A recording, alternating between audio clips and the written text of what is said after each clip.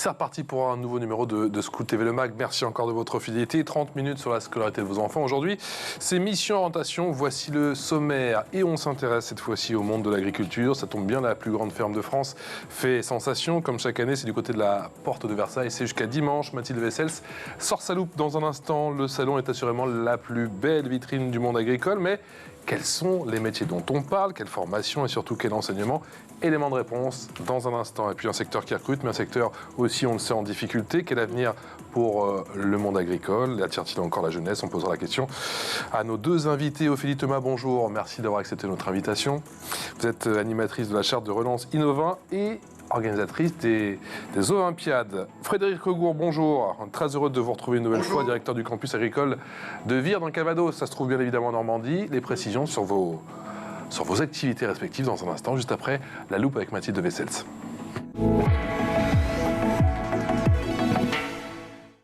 Mathilde, on parle d'agriculture aujourd'hui. Oui, du salon d'agriculture. Le salon, l'événement. Je n'y suis jamais allée encore. Arrêtez. Oui. Non mais je vais y aller. Arrêtez. J'y vais la semaine prochaine. Jusqu'à dimanche, allez. Oui, c'est vrai, cette semaine jusqu'à dimanche, vous avez raison. Alors, il faut remonter assez loin, figurez-vous. 1844, pour être précise, évidemment, il ne s'agissait pas du salon de l'agriculture tel qu'on le connaît aujourd'hui, mais d'un concours des animaux gras ou des animaux de boucherie qui a été inauguré à Poissy, dans les Yvelines.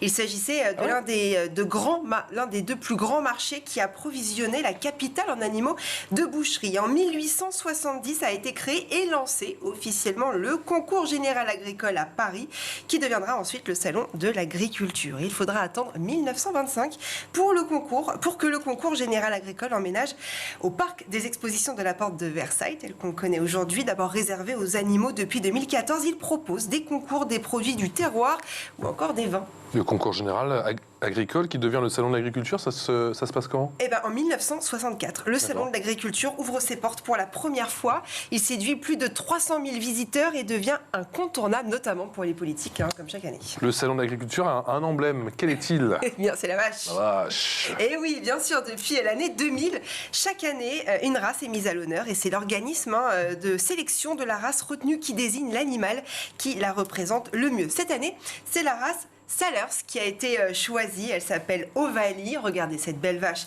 C'est l'égérie de cette année 2023. Elle a 5 ans. Elle est originaire d'Auvergne, plus précisément du Cantal. Cette race de vache est utilisée pour son lait et sa viande. Chaque année, c'est un carton, on sait, le salon de l'agriculture du côté de la porte de Versailles, avec bien sûr cette affluence record et toutes les personnalités politiques. Un salon qui sait se réinventer chaque année. Et surtout malgré la crise du Covid, car le salon a dû être annulé, on le rappelle, en 2021. Mais le salon a repris des couleurs, c'était l'année dernière, lors de son retour. Plus de 500 000 visiteurs sont venus au salon de l'agriculture et se sont intéressés aux métiers agricoles. Quel est le thème du salon cette année? Le vivant au quotidien, c'est le thème de cette année. Il traite notamment des aléas climatiques et des crises sanitaires qui obligent les agriculteurs à s'adapter. On en reparlera évidemment dans un instant. Et surtout, on réalise depuis quelques années seulement l'importance de l'indépendance alimentaire, de la traçabilité, du respect de la nature et du savoir-faire des agriculteurs. Alors évidemment, il faut se rendre cette année au salon de l'agriculture avec vos enfants pour leur montrer le monde agricole, d'où viennent les aliments qui se trouvent dans nos assiettes. Tout ceci, c'est primordial. Merci Mathilde. L'expression orale. L'expression orale avec Frédéric Regour, qui est directeur du campus agricole de Vire en Normandie, et Ophélie Thomas, qui est animatrice de la charte de relance Innovin et organisatrice des Olympiades. On va en parler dans un instant. Mais tout d'abord, le salon de l'agriculture, c'est un événement chaque année. Ça reste le must en France. Frédéric ? Oh oui. Disons que pour nous, c'est un élément incontournable de l'année. On a nos élèves qui vont faire le déplacement pour plusieurs choses. Certains qui sont dans des finales de concours de jeunes de jugement de bétail, d'autres qui participent à des trophées internationaux de l'enseignement agricole, qui vont aller aussi visiter ce salon, prendre des informations, rencontrer des professionnels. C'est vraiment un endroit où il faut être et on manque les événements chaque année pour énormément. Ophélie, quel est le mot qui, d'après vous, résume le mieux cet événement, ce salon de l'agriculture en France? Le salon, c'est vraiment avant tout un moment de partage et de rencontre pour tout le monde, comme il a été dit précédemment. Donc l'idée, c'est vraiment que des élèves, des professionnels se rencontrent. Et puis, quoi de mieux que les Ovimpiades, justement, ce concours de jeunes bergers qui a lieu chaque année au moment du salon de l'agriculture pour se rencontrer. Alors justement, c'est quoi ces Ovimpiades ? Alors, ces Ovimpiades, en fait, c'est un concours de jeunes bergers qui a été lancé il y a pratiquement 20 ans maintenant. On est à la 18e édition. Et donc, chaque année, c'est entre 700 et 1000 jeunes qui sont âgés entre 16 et 24 ans, qui viennent de partout en France, qui s'affrontent à travers des épreuves théoriques et pratiques pour devenir le jeune meilleur berger de France. Ça ressemble à quoi, justement, ces épreuves ? Ça ressemble à quoi, ces épreuves, justement, Ophélie ? Il y a 2 épreuves théoriques, en fait, autour d'un quiz sur l'élevage ovin et de la reconnaissance de race. Et puis ensuite, c'est des épreuves techniques qui sont en fait le reflet de gestes techniques de métier d'éleveur. Donc ça peut être du parage d'onglons, donc couper en fait les ongles d'une brebis, évaluer l'état de santé d'une brebis en l'auscultant, ou alors encore savoir bien manipuler une brebis. Est-ce que c'est plus qu'une compétition ? Alors c'est plus qu'une compétition parce que c'est vraiment l'idée de donner la vocation en fait à des jeunes pour devenir éleveurs ovins plus tard. C'est un métier où on a du mal à recruter aujourd'hui, et pourtant on a du travail. Donc ces Ovimpiades, en fait, ce concours, c'est leur donner un petit peu le goût, l'attrait de la filière ovine, et puis leur permettre de faire des belles rencontres avec des élèves venus de partout en France, mais aussi des éleveurs, des professeurs, des techniciens qui, eux, sont attachés à cette filière ovine. Vous dites que ces Ovimpiades, c'est un tremplin, ça suscite des vocations ? Alors, ça suscite complètement des vocations. En général, en fait, les élèves qui participent aux Ovimpiades, bien souvent après, c'est assez marrant, ils sont recrutés tout de suite dans différents métiers de la filière ovine. On en a par exemple, dans le jury, des jeunes qui ont participé l'année dernière aux Ovimpiades, mais qui aujourd'hui travaillent, ont un pied dans un métier. Donc, on va avoir une jeune qui l'année dernière était aux Ovimpiades, qui cette année est bergère maintenant à la Bergerie nationale de Rambouillet. Un autre jeune qui est conseiller en chambre d'agriculture. En fait, c'est presque un entretien d'embauche à taille géante. Ah, super. Frédéric Regour, expliquez-nous comment fonctionne votre campus agricole de Vire en Normandie. Comment il s'articule ? Combien il y a de centres ? En fait, on a 4 centres au niveau du campus agricole de Vire. On a un lycée agricole qui accueille des élèves avec pour suivre une scolarité comme tout élève. On a un centre de formation pour apprentis où là, on forme des professionnels. Les jeunes sont salariés agricoles et viennent quelques semaines par mois se former dans notre établissement. On a une formation adulte sur des formations plus ou moins courtes et une exploitation agricole avec un atelier de transformation fermière qui sont nos plateaux techniques, nos salles de cours vraiment professionnelles où les jeunes apprennent les gestes de base et les gestes même plus confirmés de ce qu'un agriculteur doit savoir faire, mais pas qu'un agriculteur aussi. Donc notre atelier de transformation fermière suscite des vocations pour apprendre à transformer les matières premières en pâté, en terrine, en plats cuisinés. Donc l'éventail est assez large et c'est vrai que les jeunes que l'on reçoit ont le choix dans une carte de formation assez large. On va écouter des jeunes, justement, des jeunes passionnés d'agriculture et qui nous parlent de l'évolution des formations agricoles. Écoutez, ça donne ça. J'ai toujours été proche de la nature, j'ai toujours aimé ça. Être agriculteur, c'est un métier, c'est une passion. Si on me dit de plus être agriculteur, je sais pas ce que je ferais. Je suis très fière de faire partie de ces filières justement qui sont là pour, entre guillemets, protéger la nature. Une réduction d'utilisation des produits phytosanitaires. Aujourd'hui, dans les lycées agricoles, on ne forme pas que les agriculteurs, on forme aussi tous les jeunes qui souhaitent s'engager dans les problématiques sociétales liées à l'environnement, liées au développement durable, liées aux problématiques du climat. Je suis hyper impatient d'avoir mon exploitation. Je souhaite justement m'investir et continuer dans cette voie-là. L'enseignement agricole est un lieu où on transforme la passion en métier, puisqu'il permet aux jeunes de trouver par l'engagement leur place dans la société. Frédéric Regour, est-ce que vous avez le sentiment que les métiers du monde agricole sont méconnus ? En fait, ils sont un peu galvaudés. En fait, j'ai l'impression que les jeunes ont une mauvaise image de l'agriculture, un peu arriérée, un peu pas en phase avec son temps. Alors que aujourd'hui, un agriculteur, c'est aussi quelqu'un qui manipule la technologie, c'est quelqu'un qui est en contact des animaux. Et je pense que si on présentait à tous les jeunes collégiens vraiment ce qu'est le métier d'agriculteur en 2023, peut-être qu'ils seraient moins réfractaires à venir. Je rappelle qu'on a régulièrement des places et surtout une insertion professionnelle très très importante. Nos élèves sortent de nos établissements avec un métier très rapidement. L'insertion professionnelle sous les 6 mois, elle est très très importante. Donc pour apprendre un métier et pour surtout en trouver un, n'hésitez pas à venir dans l'enseignement agricole public. Mathilde. C'est aussi un métier extrêmement difficile. Vous n'allez pas me contredire. Aujourd'hui, les agriculteurs souffrent énormément, notamment Frédéric, vous le voyez, j'imagine. Et puis, il me semble, si je ne dis pas de bêtises, que c'est le métier où il y a le taux de suicide le plus important. Comment est-ce qu'on arrive aujourd'hui, en 2023, avec les politiques qui sont menées depuis plusieurs années, à attirer justement les jeunes dans l'agriculture? C'est quand même compliqué, non ? C'est notre grand défi des années à venir. Le métier évolue, la culture agricole évolue.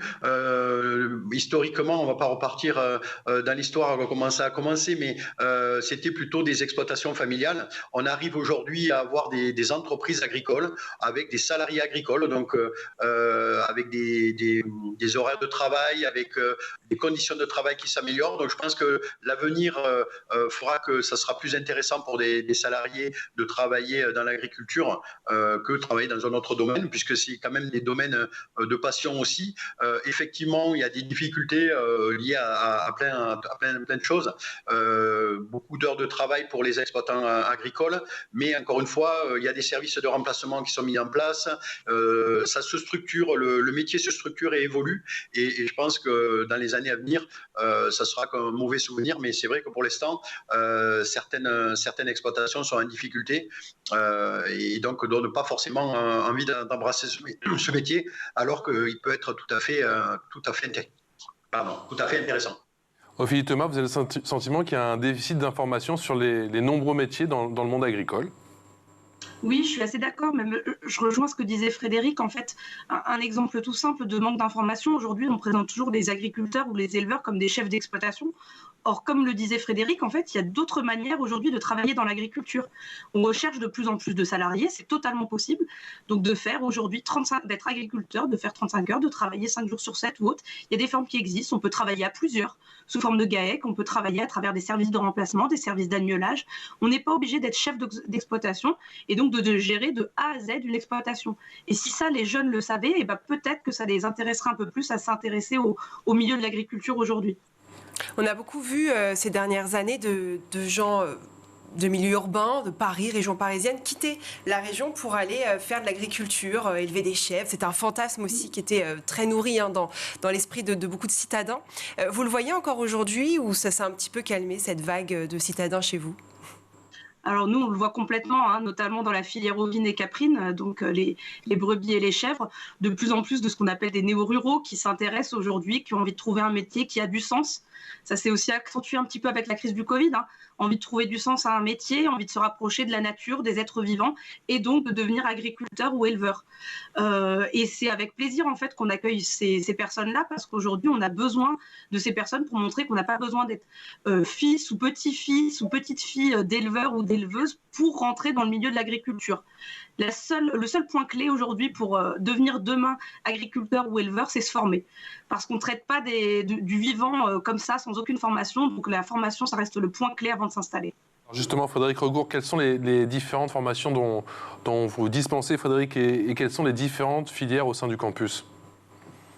Alors, sur notre campus, nous, on travaille déjà en réseau avec les autres établissements agricoles publics de Normandie. Et puis, généralement, en France, toutes les régions sont structurées avec ces réseaux d'établissements scolaires qui proposent vraiment une palette très large.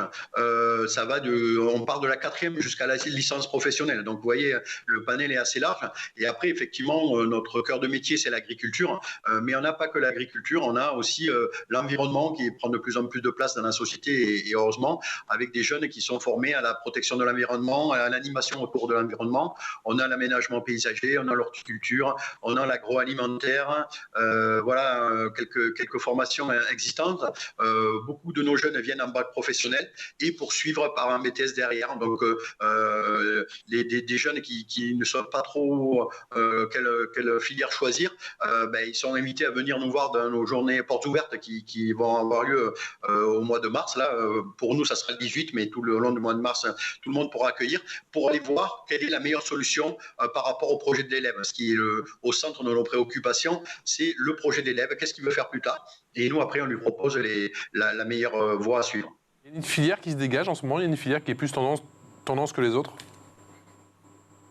Voilà, les filières agricoles, le bac pro par exemple CGEA, conduite et gestion de l'entreprise agricole, c'est quelque chose qui est assez ancien dans notre système scolaire et qui a toujours ses adeptes. On a toujours entre 20 et 30 élèves chaque année qui viennent découvrir cette filière.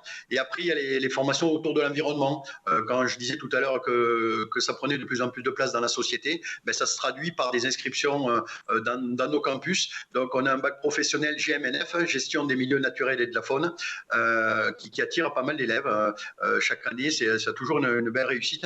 Et ils poursuivent en général avec un BTS GPN, gestion et protection de la nature. Et en termes de BTS au niveau de l'agriculture, il y a le BTS Axe qui permet de s'installer en agriculture et qui permet aussi de travailler en tant que salarié agricole qui marche très bien. Ophélie, qu'est-ce qui a animé votre charte de relance Innovin ? La volonté d'installer des nouveaux éleveurs et de continuer en fait la production ovine, qui est une production très utile aujourd'hui pour la France, que ce soit on dit toujours que la production ovine est une production durable, c'est-à-dire qu'elle est bonne pour produire de la viande, produire du lait, des produits alimentaires, mais aussi pour notre environnement, en fait, pour entretenir les territoires qui nous entourent, que ce soit les montagnes, les plaines, etc. Avoir des brebis aujourd'hui, c'est entretenir les territoires, c'est éviter des avalanches, des incendies, etc. Donc la filière ovine, elle s'est rassemblée en fait pour créer ce programme et relancer un petit peu l'installation en élevage ovin pour maintenir notre production ovine et ne pas être dépendant aujourd'hui d'autres pays européens, voire d'ailleurs dans le monde. C'est-à-dire que ça s'est fait sur le tard, mais finalement vous vous êtes structuré ? On s'est structuré aujourd'hui en un programme avec une dizaine de partenaires, que ce soit les chambres d'agriculture, les GIA, l'interprofession, etc. Et on travaille aujourd'hui main dans la main depuis une vingtaine d'années pour faire la promotion du métier d'éleveur ovin. La promotion du métier d'éleveur ovin, aujourd'hui, on l'a à peu près réussi, parce que pour un éleveur qui part à la retraite, en fait, on a un éleveur qui le remplace aujourd'hui dans la filière ovine. Ce n'est pas forcément le cas dans les autres filières. Et donc, on est assez fiers de cette réussite, mais on a besoin de continuer nos efforts parce qu'on n'arrive pas encore à avoir une production assez suffisante pour tendre vers une autosuffisance. Oui, moi, installé, on y arrive, mais la production, pas assez. Alors moi, Ophélie, je vais revenir juste sur le salon de l'agriculture.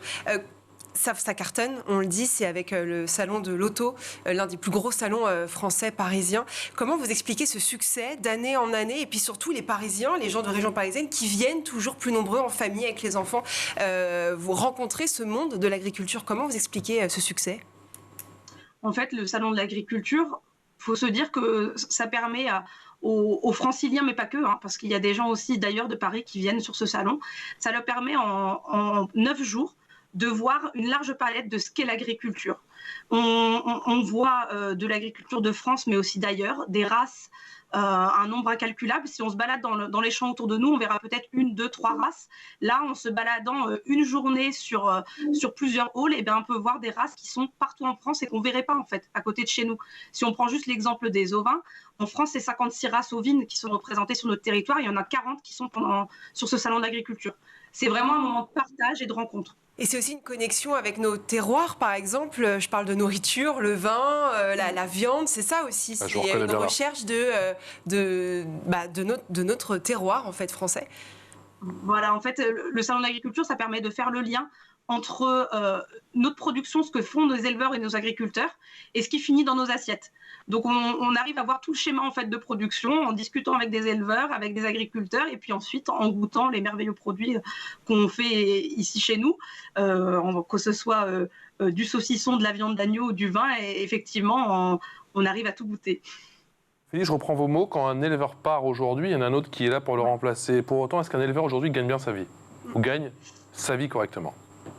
Alors aujourd'hui, on estime que pour qu'un éleveur ovin, en tout cas, gagne bien sa vie, il faut qu'il gagne au minimum 2 SMIC. C'est ce qu'on tend. On n'y arrive pas encore aujourd'hui aux 2 SMIC, mais on s'y approche. Et puis surtout, on a un éleveur aujourd'hui qui s'installe, qui remplace cet éleveur qui part à la retraite, mais on a des cheptels qui continuent à diminuer. Donc on a des éleveurs qui s'installent avec des troupes ovines un peu plus petites, trop petites aujourd'hui pour bien gagner leur vie. Donc l'idée, c'est vraiment d'accompagner ces éleveurs qui demain s'installent pour qu'ils aient un projet durable et viable économiquement. Donc c'est là aussi un des grands défis de l'agriculture, accompagner les jeunes ou les moins jeunes qui veulent s'installer demain pour que leur projet soit le plus viable économiquement possible. Frédéric, cette dimension économique, il en est question justement chez vos étudiants. Est-ce qu'il y a des débats parfois? Est-ce qu'ils vous questionnent là-dessus? Est-ce qu'ils en parlent entre eux? Oui, évidemment, et j'irais même au-delà, ça fait partie des référentiels de formation. Tout ce qui est économie, gestion, prend une place prépondérante. On a besoin de jeunes qui connaissent l'agriculture, évidemment, mais de jeunes faut qu'ils sachent savoir si un investissement vaut le coup, voir la santé financière de son entreprise. C'est des chefs d'entreprise. Donc, effectivement, cette partie financière est très, très importante.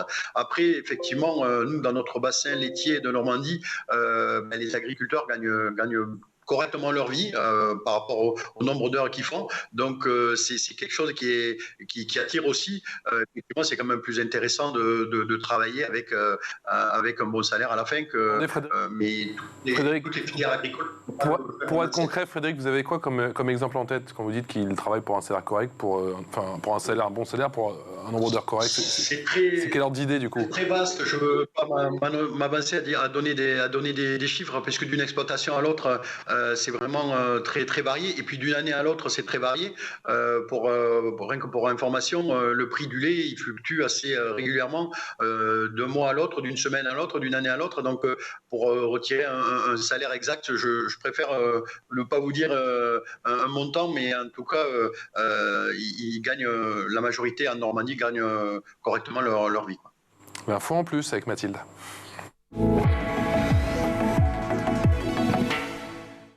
On ne parle pas d'argent cette fois-ci avec Mathilde. Non. On parle de ces fermes pédagogiques à destination des enfants. Il y en a une qui est située en plein cœur de la capitale. Oui, dans le 12e, Bois de Vincennes. Voilà, je vais vous parler de la ferme de Paris, située donc dans le Bois de Vincennes. Elle fait 5 hectares et compte une 60aine d'animaux. L'objectif, c'est de sensibiliser le jeune public à la production et l'alimentation durable.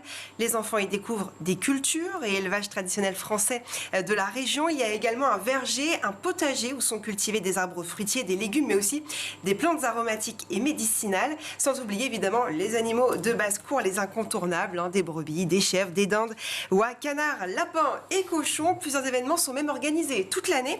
Des ateliers de sensibilisation, des formations, des débats ou encore des cueillettes aussi sont possibles. Ophélie, que dites-vous à ceux qui hésitent à devenir éleveurs justement? Quels mots vous employez, quels mots vous utilisez pour les convaincre? Eh bien, moi, je dis, si aujourd'hui vous cherchez un métier qui a du sens et que vous êtes proche de la nature, il ne faut plus hésiter. Mais il faut vraiment avoir cet attrait pour l'être vivant, la biodiversité, parce que sinon vous allez vous ennuyer. Mais si c'est vraiment quelque chose qui vous passionne, eh bien, vous avez toutes les chances pour être heureux dans votre vie. Mais ne partez pas tout seul. Allez à la rencontre d'éleveurs, d'agriculteurs à côté de chez vous. Faites des stages, assistez à des portes ouvertes. Allez voir ce que c'est le métier et puis ensuite faites-vous accompagner. Allez dans des points d'accueil et installation, allez voir les chambres d'agriculture à côté de chez vous, parlez-leur de leur projet et faites-vous conseiller, faites-vous aider, mais ne faites pas ça tout seul. Voilà ce que j'aimerais leur dire. On a beaucoup parlé du salon de l'agriculture et c'est normal depuis le début de cette émission. On n'a pas parlé de l'amour dans le pré, mais pour moi... Moi j'adore, c'est mon émission préférée. Mais je crois que c'est l'une des émissions préférées des Français, ça fait un carton en audience. Vous pensez que dans une certaine mesure, ça a redoré aussi l'image peut-être. Peut-être redoré le blason, et parce qu'on parlait effectivement de l'image, du métier, la dureté du métier, l'image effectivement. Vous pensez que ça a eu un effet positif au-delà de l'effet Covid dont on a parlé aussi? Oui, c'est sûr. Hein. Les gens se sont attachés en fait à ces portraits d'agriculteurs, d'éleveurs d'un peu partout en France. Et c'est vrai que ça a montré un autre aspect, des gens un peu plus humains. Et puis ça a cassé un petit peu aussi les clichés des agriculteurs et des éleveurs.